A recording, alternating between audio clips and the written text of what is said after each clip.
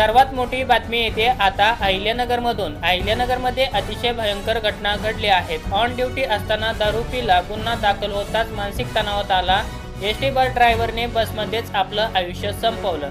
अहिल्यानगरमधील सारोळा कासार येथे धक्कादायक घटना उघडकीस आली आहे। एसटी महामंडळाच्या एका बस चालकाने बसमध्येच गळफास घेत आत्महत्या केली असल्याचं समोर आलं आहे। या घटनेनं संपूर्ण अहिल्यानगर जिल्हा हादरला आहे। सविस्तर माहिती काय आहे, प्रकरण नक्की काय घडलं आहे, जाणून घेऊया या व्हिडिओमध्ये।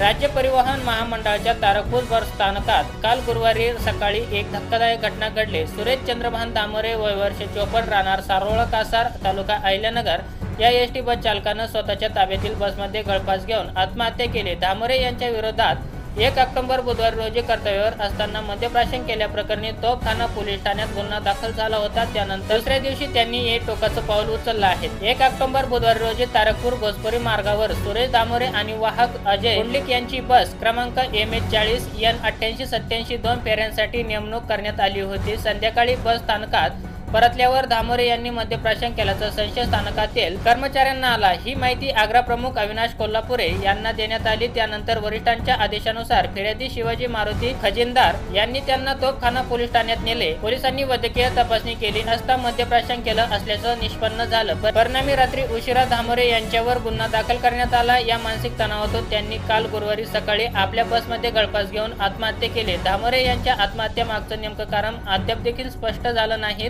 या प्रकरणाचा अधिक तपास तोफखाना पोलीस करत आहेत।